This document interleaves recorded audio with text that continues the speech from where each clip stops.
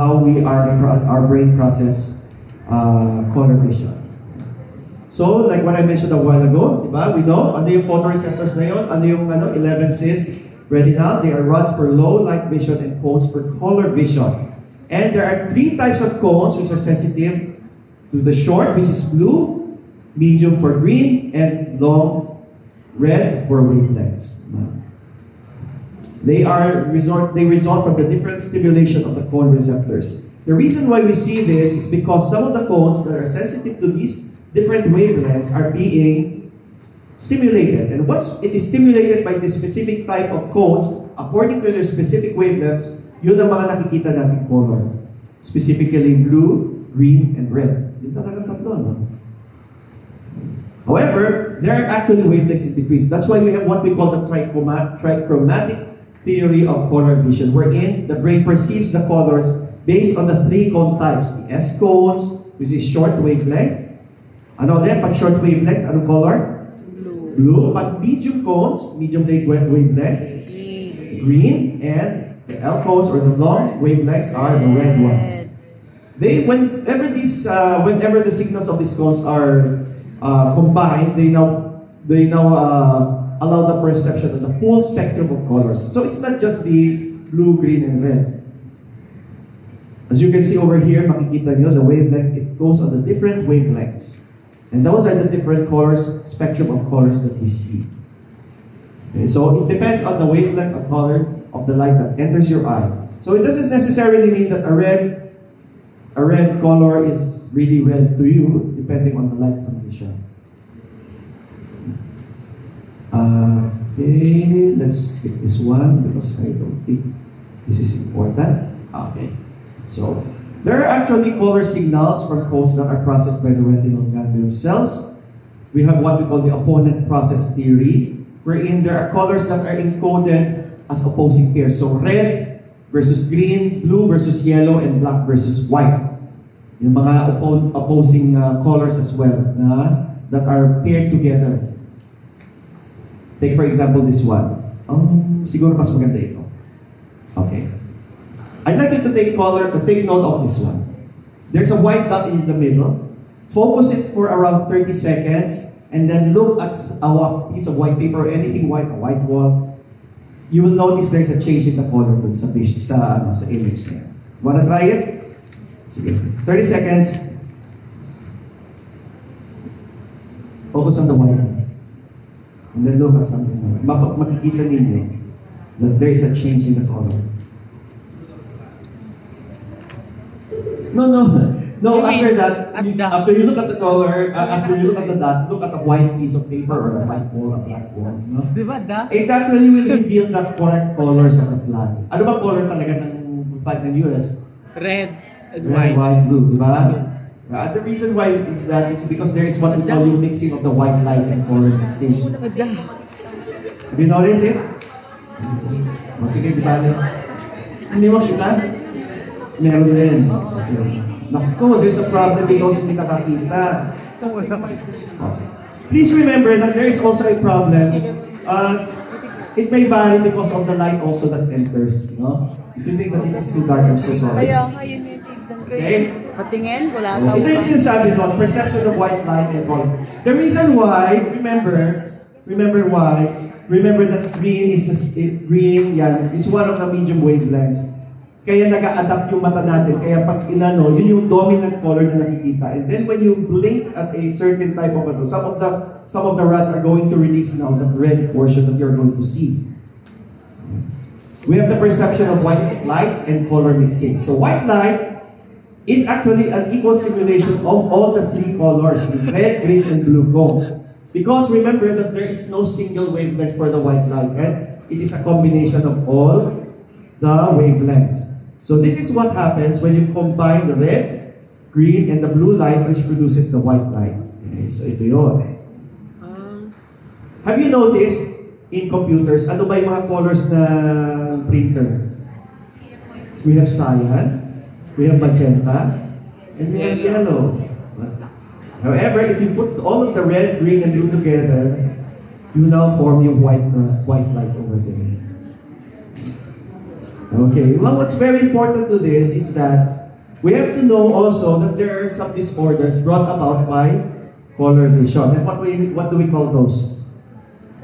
Color blindness. Okay? Shit. Definition is the inability to perceive certain colors due to missing or the cones of your eyes are malfunctioning. Hindi niya kayang convert yung necessary amount of light that you see into the certain type of color through the wavelength that was transmitted to your eye. So the more common types are yung red-green color blindness, which we call protanopia, which is missing the red cones because of the shortened visual spectrum, and deuteranopia, which is missing the green cones, and they have difficulty distinguishing red, green, and yellow. We also have what we call tritanopia, which is the blue-yellow blindness. They are missing the blue cones, but they are the rare types. And remember that the red-green color blindness is X-linked recessive. When you say X-linked, it only affects malalaki lang. So, when you say blue cones naman ang defective, like you said tritanopia, both affects the males and the females. So these are the types of color blindness. Protanopia, so nakikita niya, instead of itong nakikita red, this is what you see for protanopia, tritanopia, and deuteranopia. Okay, like what I mentioned a while ago, X-linked inheritance. Remember that it is the female who is the carrier, and the males are the one that only have the X chromosome, so they are the ones who are more susceptible. It's a method. Ano mga pwede natin gamitin for this? We have what they call the Ishihara test, or the anomaloscope, the Farnsworth D15 test. So it's very important for us to take note also who among you here have a problem with color vision, because if you are not able to pass the Ishihara test, then may problem dun sa magiging career mo. No? Lalo-lalo yun sa mga nagdadrive. Ano ba nakikita nila? Ang problema is green and red, di ba? Ano nakikita? Okay, sige, what number do you see? 45. 45. 45. What about this? 3. Siguro pag ang lalaki pa sasagutin ko, oh, next. Guys. 42. Kasi guys, remember, they're the ones who are, they're the ones responsible for it. Okay, now what happens now is that let's go to the neural pathway. So the peripheral and the fovea. When you say fovea, di ba, I told you a while ago, that is the part where it concentrated yung mga codes natin. Where the peripheral, mas kukunti doon. So this is what happens. In the peripheral retina, it is rod-dominated. Pag sinabing rod-dominated, mas marami ang mga rods as compared to sa cones. Unlike in the fovea, mas marami ang cones. The reason for that is that because the light that enters wants to make sure that you are perceiving the correct color that is supposed to be seen. Unlike in the peripheral retina, since hindi naman masyado marami ang light na kailangan mo, di ba? To enter the eye, it doesn't necessarily have to focus perfectly within the fovea, but it all needs to focus on the periphery. And usually, these are more sensitive to darker situations. Kung mas madilim, mas kailangan mo makita kasi magdo-dominate ang rods. There isn't that much amount of light anyway. So, let the light that is only present reflect those that are being seen within the dark. Okay, so central vision, peripheral vision, those are the difference. Okay. Now, if you notice also, there is a reason why you can only see, when you see this color, hindi siya nakikita at different, If you see a red color, hindi mo nakikita yung ibang side at different shades of red. This is brought about by the horizontal cells, which causes what we call lateral inhibition. The horizontal cells are found within the plexiform layer. Okay, we have the inner at saka may outer plexiform. And then the reason for this is that it enhances the visual contrast by preventing signal spread. That means it remains the same type of color or light that you see within sight. Like for example, a small bright spot, when the center is excited, the surrounding area is inhibited. Okay, it doesn't see. Otherwise, you will see multiple images of that certain type of image. We also have what we call the bipolar cells, which depolarizes and hyperpolarizes. The depolarizing bipolar cells are the ones that respond to light, while the hyperpolarizing bipolar cells have two mechanisms by direct excitation and indirect inhibition. Okay? They provide both positive and negative signals, which will now provide contrast enhancement. Not all blue is blue. Sometimes they may look darker, sometimes they may look brighter, lighter in color. It just shows you here yung area, no? Sa amacrine cells.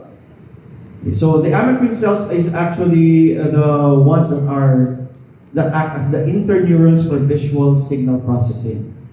Okay, so, like for example, when the pathway signals relay, the rod, then it goes to the bipolar, then the amacrine, then the ganglion. They detect light onset and offset, and they do the motion sensitivity and changes in illumination. Oh, we're almost done with this slide. Okay, with this topic, we have one more. No?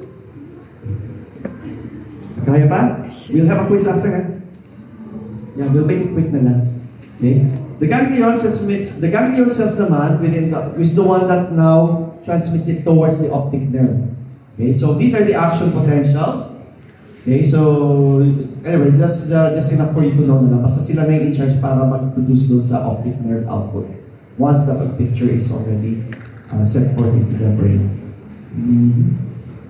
Okay.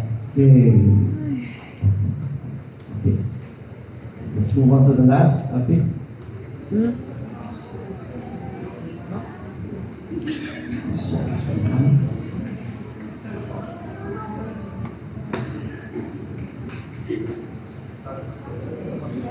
I just like you to take note of this. Some clinical disorders, no? Retinal disorders. Pag may problema sa retina, when we say retinitis pigmentosa, there is loss of rod function. So nagkakaroon ng night blindness. We have macular degeneration. There is cone loss in the fovea, so loss of central vision. And glaucoma, which is damage to the ganglion cells brought about by increase in intraocular pressure, causing peripheral vision loss. Okay. I guess that's it. Okay. That's all. Okay, let's move on to the last, which is actually